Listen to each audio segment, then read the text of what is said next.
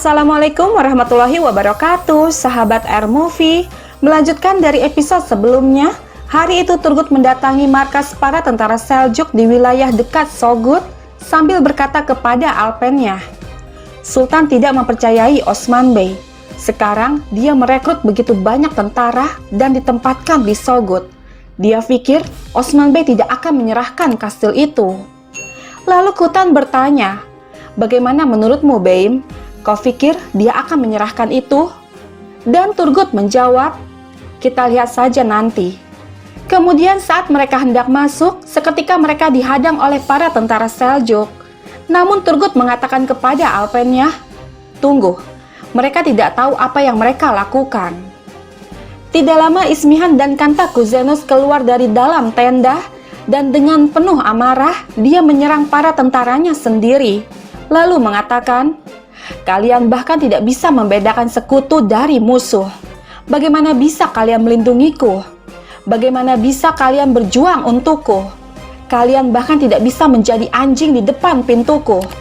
Segera potong kepala mereka sampai tentara yang layak menjaga pintuku ditemukan. Kau akan menjaga pintuku, Archie. Masuklah, Turgut Bey. Kemudian mereka pun pergi memasuki tenda. Sementara itu di Yenisehir, Osman berkata, aku memulai dewan dengan 99 nama suci Allah yang meminta pertanggungjawaban kita bukan atas kemenangan, tetapi atas penaklukan. Bismillahirrahmanirrahim. Kita membutuhkan lebih dari Dewan Bey. Buka pintunya, biarkan semua orang mendengar. Panggil semua orang ke sini. Kemudian Aktemur, Orhan, Aladin, dan semua pasukan alpen lainnya pun datang memasuki ruangan. Lalu Osman mengatakan lagi, sebelum aku berbicara, aku ingin mendengar kalian terlebih dahulu. Silahkan. Kemudian salah satu pria mengatakan, jika kau memutuskan untuk bertarung, aku akan mendukungmu, Osman Bey. Jika kau memutuskan untuk menyerah pada benteng, aku akan mendukungmu. Ini bukan waktu yang tepat untuk menentang. Lalu Uras Bey berkata, Beim, kami berangkat untuk mati. Jadi akan sulit bagi kami untuk menjelaskan jika kami kembali ke suku hidup-hidup. Kami akan melakukan apa yang kau katakan. Dan pria lain mengatakan, sebelumnya kami curiga terhadap orang benar. Mereka mengincar tanahmu yang diperoleh dengan pedang. Osman Bey, kau adalah orang yang benar. Kami akan mendukungmu sampai mati. Lalu Syahin Bey berkata, aku mengucapkan selamat tinggal pada wanitaku. Aku meminta maaf kepada anakku. Alpenku siap. Aku menunggu perintahmu. Dan Orhan mengatakan, hidup kami adalah kepercayaan kami, Osman Bey. Jika sudah waktunya untuk memberikan kepercayaan kami akan melakukannya. Aladin juga mengatakan, Beim, semoga Rabbiku membantu kita melalui ujian ini. Lalu Boran berkata, aku adalah orang kepercayaanmu, Beim. Aku bersumpah untuk mengikutimu sampai mati. Waktunya telah tiba. Cerkutai juga mengatakan, ini adalah kehidupan keduaku, Beim. Kau menyelamatkan yang pertama. Aku siap mengorbankan yang kedua untuk dakwah. Namun Gubrus berkata, aku tidak punya apa-apa untuk dikatakan, Beim. Kau akan melihatku di medan perang. Setelah mendengar semuanya, Osman mengatakan, selama aku memiliki orang-orang pemberani seperti kalian, selama aku memiliki pecinta seperti kalian, tidak ada yang bisa mengalahkan kita. Terima kasih, Masya Allah. Sekarang, aku akan memberitahu keputusanku. Sahabat, kita beralih sejenak ke markas Seljuk. Di sana Kantakuzenos mengatakan, Osman tidak memiliki cukup orang dan senjata. Kita mengendalikan rute perdagangannya. Jadi, dia tidak bisa melawan kita. Dan jika dia melakukannya, dia tahu bahwa dia akan hancur. Lalu Ismihan berkata, akulah yang memerintah Bey dan Belik. Jika Osman mencari bantuan, dia tidak akan menemukannya, Kantakuzenos. Dan Kantakuzenos mengatakan, Osman tidak bisa mengatasi beban ini sendirian. Dia tidak punya pilihan selain menyerahkan kastil. Kemudian Ismihan bertanya, bagaimana menurutmu, Turgut Bey? Apakah menurutmu Osman akan menyerahkan kastil? Dan Turgut menjawab, Osman Bey yang aku kenal bisa mengorbankan nyawanya, kepalanya, tapi dia tidak bisa menyerah di tanahnya. Tidak akan semudah itu. Lalu Kantakouzenos mengatakan, kalau begitu, kita akan membunuhnya terlebih dulu, kemudian merebut kastil. Tapi pertama-tama, aku harus menemui seseorang. Sahabat kita kembali lagi ke Osman. Dia berkata, kalian semua bertanya-tanya apa yang akan aku katakan. Tapi ketahuilah, keputusanku pasti. Tanahku, Kastil Karacahisar, Kulucahisar, dan Belcik, aku akan menyerahkannya kepada Ismihan Sultan.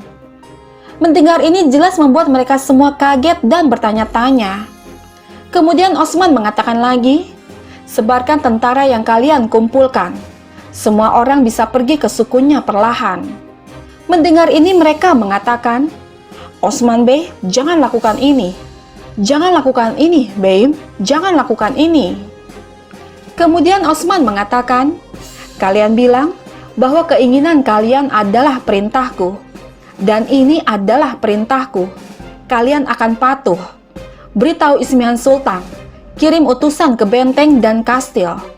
Alpen akan menyerahkan kastil tanpa pertempuran. Tidak ada yang akan memprovokasi Sultan.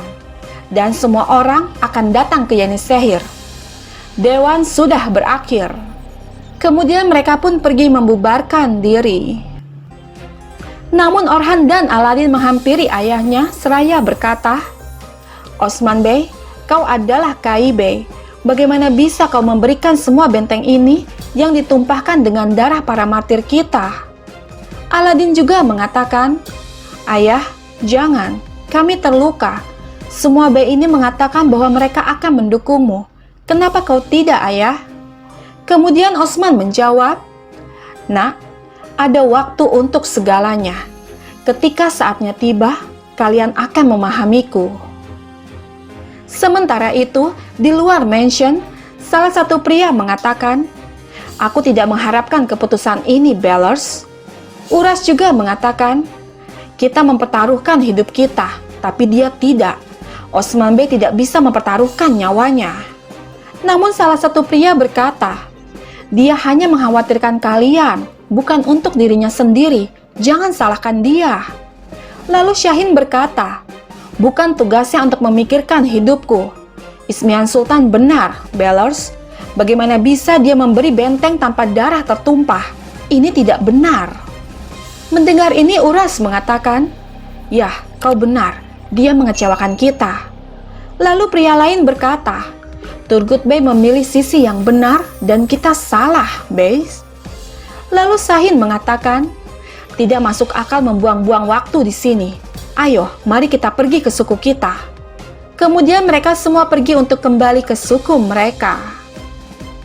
Sementara itu, Hussein menghampiri Bayindir di kedainya seraya berkata, Beim, aku punya berita. Alcicek Hatun. Alcicek Hatun kembali ke rumah. Ketika Oktembe pergi menjemputnya, Alcicek Hatun sedang bersiap untuk pulang. Mendengar ini Bayindir bertanya, apa yang kau katakan? Hah? Aku bertanya-tanya, apa yang terjadi?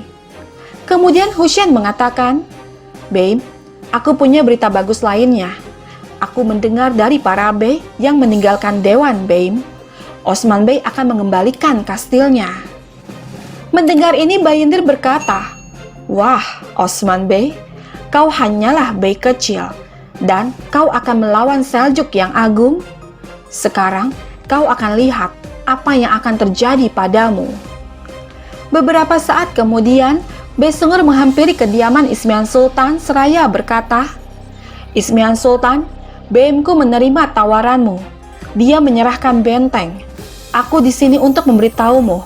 Kami mundur. Mendengar ini Ismihan mengatakan, aku senang. Baik kalian memilih jalan yang benar. Kirimkan salamku padanya.